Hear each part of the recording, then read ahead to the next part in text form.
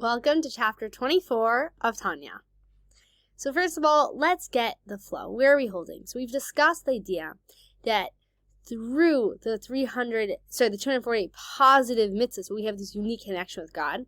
And now we're going to be discovering how through the 365 prohibitions, through violating one of them, it causes this disconnect from God. And so practically speaking, the mitzvahs and a person violating one of the prohibitions have the exact opposite effect in this world. So this follows a principle that we actually began in the very beginning of Tanya, which is zeh lu'umat zeh, this corresponding to this. Meaning, for everything in holiness, we have the same thing corresponding in the opposite of holiness. And so this, that we have the ability to uniquely connect, we also have the ability to uniquely disconnect. And in truth, this all shows that our relationship with God is real. The fact that I can really actively connect myself to God, it also has to have this potential to really disconnect myself from God. It's a real relationship. And the fact that it has potential to grow and to fall shows on the realness and the vulnerability and the truth of the relationship. So look at it from a state of consciousness. Mitzvahs allow us to access pure unity conscious. We are in the oneness. We are in the unity. The veils of reality are pulled back and we have that clear perception versus prohibitions, violating one of the 365 negative commandments in the Torah, puts us in a consciousness of separation and detachment from God. And we can see how that mindset affects us in the rest of our relationships. As our paradigm with God, right, the way we view God is the way we view life, and the way we view reality, and the way we view ourselves, and the way we view our relationships. Meaning, if I'm in a state of separation with God, that's going to trickle down to every aspect of my life. An idol worship mindset doesn't just mean you believe in a deity outside of God, right? It doesn't just mean that typical way that we picture idol worship as when someone bowing down to God in some ancient time. It means you accept the notion that anything exists outside of God. Because as we've been discussing, everything exists within God. We exist within God. The conversation we're having right now is existing within God. That is the platform of creation. It is only that exists, as there's only one true infinity, right? And for infinity to be true infinity, it must encompass everything. We exist within God. In this sense, a prohibition of Torah and idolatry are essentially coming from the same worldview. They proclaim separateness and detachment from God. Meaning, when I'm doing a sin, I'm saying that God isn't all-powerful. God isn't everywhere. God isn't enlivening me in this moment. Because if I were to be aware and conscious of that, there's no way I could violate God's will actively, knowing that the very hand I'm going to be stealing this thing from, right? Stealing from someone from this very hand is being enlivened by God in that very moment, and this hand is existing within God. When I have that unity consciousness, it's really impossible to sin. And so that way, idol worship, which says that, right, God isn't all-powerful, or that I'm detached from God, I'm in a separate existence from God, is the same mentality as any sin, because it's putting me in this consciousness where that God isn't with me in this moment. In this sense, the prohibitions are like the sitra achra and klipa, right? These layers of concealment, which are called idolatry and other gods. Since their existence is a product of the hiding of God's face, so the hester panim, the many tzimtzumim, the many concealments of God's endless light that He created, they have left this existence of sitra achra and klipa. We talked about sitra achra and klipa, these hiding over of God's face. These are the ultimate diminishments. This is the ultimate tzimtzum. This is as low as it gets. Okay, we made it to rock bottom, and therefore they're associated with this idea of idolatry. Right? Why? Because they make us feel like there's us and there's God. So really, idolatry is the idea that there's us and there's God. That's idolatry. Versus the unity, true consciousness, is truth, is that we're one. So in this sense, prohibitions and idol worship are enlivened for the same reason, to give us the opportunity not to choose them, and thereby bring a greater unity into this world, right? It's through saying no to something lower and saying that I'm actually saying yes to something higher. It's through that ability to choose that, no, I'm not going to give into this disunity consciousness, this void, this separation, this godless world, that I'm actually able to choose this higher connection. So in that way, prohibitions and idol worship serve a similar purpose. So in chapter 23, we learned about this unique ability we have to be a chariot for God.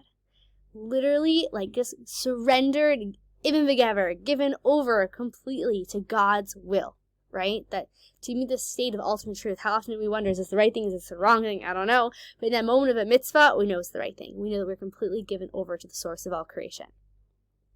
So alternatively, zeh lu'umat zeh, this corresponding to this, when a person is doing a sin, and in classic Alter Rebbe style, we'll say God forbid. The Alter, whenever he says a person's doing a sin, he says God forbid, right? Because it's sensitive, it's emotional to him. This is real. This is not textbook education. This is reality. This is truth for him. The Alter Rebbe experienced this reality of being within God. So what happens is that a person is merging with the powers of Klipa and separateness, right? They are becoming a chariot for the Sitra Achra. They are becoming a chariot for concealment in the world. During the moment transgressing one of the 365 prohibitions, 3 soul garments the animal soul and its core, right? So when the garments merge, also we're learning the soul itself merges with the Klipa and the Sitra Achra, with these layers of concealment. And that energy is synonymous with idol worship as the denial of God's unity. So in that moment, when a person is doing a sin and their thoughts, their speech, and their actions are involved in this distancing, separation consciousness, right? Where they're saying, I don't exist in God. Like, that's the consciousness, right? I don't exist in God. God isn't all powerful. That's the consciousness of idol worship. And so when a person is doing a sin, they're in that exact consciousness. They are becoming the chariot. Their thoughts, speech, and actions are a chariot, are surrendered over to concealing God. When a person transgresses a prohibition, the animal soul and its garments are subordinate to the impure klipas and become its accessory. And so they are really much worse and lower than the impure klipa itself. So let's pause for a moment and look at this idea of what does it mean becoming the klipa's accessory. So we never want to be used, right? As soon as we get this feeling that we're being used, it's very icky. Meaning you could help someone, but as soon as you have this feeling of I'm being used, it's it kills all desire to be part of that interaction. We do not like being used. And so really what we realize is sin is klipa using us. It's like dangling that shiny carrot. It's like, ooh, it's like, ooh, I want that. But really, I'm being used. I'm being used because klipa cannot have expression without my thoughts and my speech and my action. And so really, breaking free of sin is breaking free of those chains and those shackles and becoming a free, truly actually independent person. A person can feel like, I'm not free unless I can sin. We're not free by sinning. Sinning is just I'm becoming a chariot to darkness versus I can become a chariot to God's absolute light. So we're always going to be surrendered to something. So the question is, what do I want to be surrendered to? When a person becomes lower, so the question is, why does a person become lower than klipa? The Alter Rebbe is saying here that not only does a person becoming the chariot for klipa, they actually become lower than klipa. So we're going to learn something interesting reality about klipa, and it's kind of take klipa to more from less of an abstract level and really help us understand klipa in a deeper way. The force of klipa, which once again means the peel, it means these layers of concealment, the external dimensions, that parts of reality that cover over and don't allow us to see godliness shining through. So the force of klipa has no physical body. It's a spiritual reality. And by transgressing, you endow it with one, allowing yourself to become a vehicle for the expression of klipa. So meaning klipa is extraordinarily limited. All it is spiritual negative energy. But as long as I'm not feeding into it, it has absolutely no power. There's no expression in this world. It's only when I use my thought, speech, and actions, God forbid, to allow the klipa to be expressed that it now has a body. And so in a way, I'm an enabler to the klipas. And that actually brings us to a state lower than the klipas. So here's the idea. The klipa knows its master and it doesn't rebel against him. Right? The klipa is doing its job. It's not, God forbid, working outside of God. The klipa is God's angel. Right? God created klipa. As Bilam said, who acted, I cannot transgress the word of God. Right? Even though he was in such a state of klipa and Sitra Achra, and he was mamish literally going against the Jewish people and trying to curse us, he realized, I know where my energy is coming from. I know my master. I don't rebel against him. And so in a way, klipa is when a person sins, they're going lower than klipa because klipa knows its master and doesn't rebel against it. Versus, we're saying here, when a person sins, they're going against their master. They are rebelling. Question. But if this is the case, how can klipa, which obeys God, be termed idolatry? Surely idolatry represents disobedience towards God. So let's answer the question. Even though klipa is called idolatry, that is only because klipa denies the presence of God within itself. But it does not deny God as a distant cause of the universe. And the idolaters recognize this fact, and they call him God, the God of gods. Right? They recognize that God is the God of the universe. They're just not recognizing that God is the God within themselves. And that is how klipa is connected to idolatry. Because they both acknowledge the master, but they don't acknowledge that the master is the master over them. That the master is the one who's enlivening them. That's the disconnect. Question. Why does klipa not acknowledge God in a personal way? Why is it only an abstract way? So really, this is really about the way that the klippas get fed. They get fed in a way of bechinas acharaim. They get fed over Hashem's shoulder, meaning God doesn't want to give them face-to-face energy. Face-to-face energy would make them feel connected and love towards God, and appreciation, acknowledgement of where their energy is coming from. When you get something thrown over the shoulder to you, you don't get to see the face of the person it's coming from, and therefore you might doubt where it came from. So this is an analogy for how klippas are spiritually speaking, are fed over God's shoulder. Of course, this is just an analogy. And so they don't see their master. They have this idea of acharaim, otherness, right? The fact that it's given in the way acharei, over the shoulder, which in Hebrew just means behind the shoulder, but the word acharei also means like this otherness, like they feel this otherness, they feel separate from God because they don't feel how they're being completely enlivened by God, right? They don't feel how God is directly feeding them. They feel like it's coming from like a, diluted source. And that allows for this denial of God's absolute oneness. So klippas only resemble idolatry in the sense that they deny the presence of God within themselves. Right? They do not feel how God is enlivening them. They do not, however, in fact, deny the fact that God exists, which is why they never disobey him. I mean, they still see God as the God of the gods, right? They see God as the master of the universe, just not the master over them. The klippa denies God's personal connection to them, but acknowledges him as the ultimate creator, and therefore the klippas do not rebel against him. Someone who's transgressing is saying through their actions that God is not all-powerful. They're denying this reality of God is my God, right? Okay, so there's that God out there, but I can still steal if I want to. God doesn't care. God went to Florida. God's on retirement. God isn't in my life. That's a klippa mindset. Versus the reality is that God's enlivening me in this very moment. When someone has that mentality of I'm separate from God, almost anything becomes permissible in their minds. So how are human beings in this world capable of something much worse and lower than the klippas themselves? How do we get that low? Like limbo, right? How low can you go? How do we get that low? Let's look at it. Passing down the spiritual world, Seder Stalshalut, there is a refinement process where most of the good is retained above and the dregs are sent down to the next world. Upon reaching this physical world, all that is left are the dregs. Welcome to this world. Since the klippas themselves are spiritual force rooted in a world above our own, right? They're spiritual energy. They exist in a pure and more truthful place and consequently are incapable of disobeying God. Because even though they don't feel like God's enlivening them, they're still aware of this godly reality in a very tangible way, right? Because they're spiritual, so they feel anything created in the spiritual world feels the energy of the spiritual source above it. So they still have the idea of God as the creator of the universe. They still feel that. The physical world, on the other hand, which consists of dregs, left over from all the good that has been extracted by the upper worlds, right? It's like it's like that tea bag that you used so many times already. Maybe that's a bad analogy, I don't know. Which is the essence, it's just I guess was more just that's what's left at the bottom, the sediment, okay?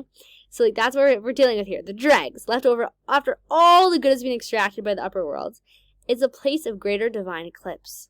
I love that expression for Tzimtzum, divine eclipse. And this is why all the affairs of this world are tough and evil, and wicked men prevail. We have to understand that what we're up against here, even klippa has this upper hand of it still feels its source on some level, and that keeps it from sinning. And so we're realizing that the reality is incredible. The fact that we actually have this ability, that we could be lower than klippa, shows us the ability how far we can rise. Meaning as low as I can fall is also as high as I can rise. We have the most unique spiritual potential of anything in all the cosmos as human beings. So now we're going to be looking at idolatry versus other transgressions. The Tanya will now challenge the notion that all transgressions are an equal violation of God's will as idol worship from a point of Jewish law. So you think about it, that's wild. What? How are we going to say that every single sin is equivalent to idol worship? And he's not just saying this in a spiritual sense. Al Jareb is going to prove this according to Jewish law. Let's dive in. When it comes to idolatry, a person is meant to allow himself to be killed rather than bow down to an idol.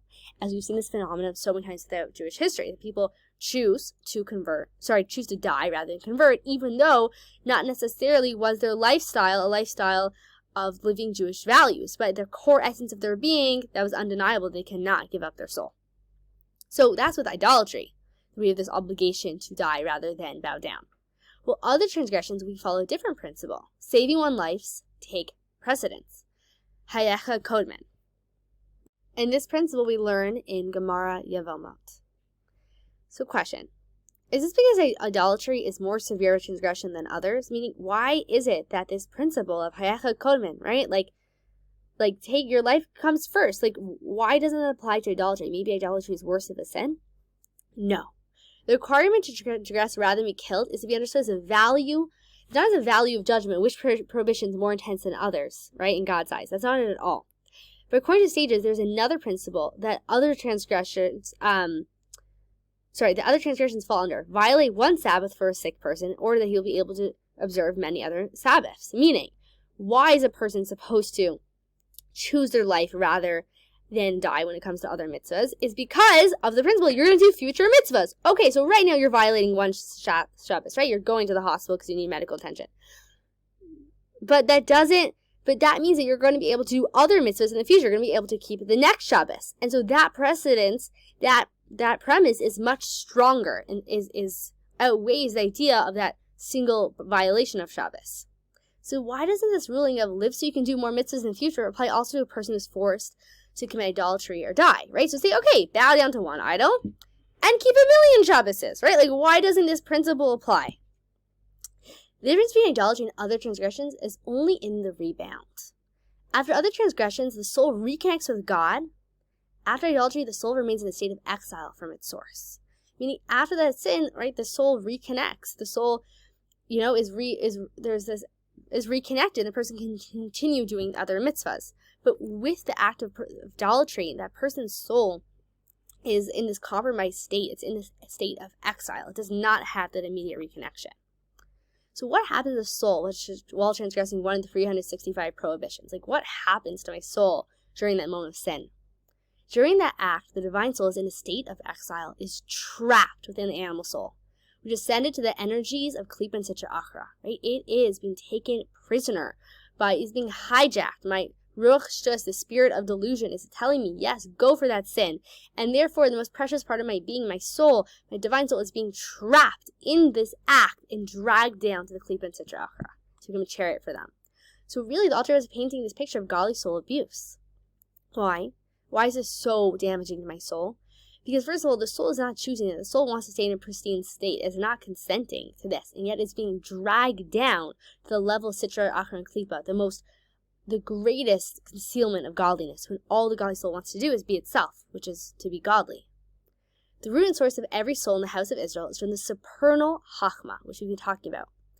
That's the Ahavas Misoteris, which is so intimately bound with God that he and his Chachma are one. To take such a holy entity as a soul and drag it into sin is comparable to taking the king's head, dragging down and dunking his face in a toilet full of excrement, okay? Full imagery here. There's no greater humiliation than that, even if a person does it just for a moment. That is what we're doing to our godly soul, right? We're saying, like, the king, taking the king's head and putting it in toilet bowl, right? It's disgusting. It's horrendous. It's degrading everything precious and dear and valuable.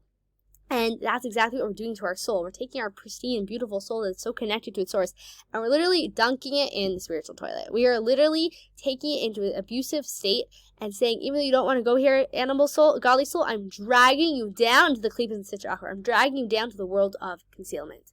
And so what the Alter is really doing here is he's allowing us to really have compassion on our soul, right? I love my soul. I want to take good care of it. I don't want to do that to my soul. So even though, yes, animal soul, right now you're being seduced into the sin, and right now you're being seduced into, like, just eat this one non-kosher thing and just say this one mean comment and just get angry at this one person right now and just steal this one thing. But you know what? My godly soul has no interest in that. And not only no interest, that is extraordinarily painful and degrading to the highest part of my being. And so this compassion is becoming a very powerful tool of how we're going to be able to resist sin, is through this compassion on ourselves. And that analogy is precise, right? That the analogy the Alter ever brings. The analogy is a precise one, since the Klipa and Sitra Achra are referred to as a vomit and excrement. Okay, so we have to understand that this is a complete degradation of our soul. We have to have Rahmanas, compassion on our soul, love for our soul. Thank you for taking the time to learn today's Tanya together.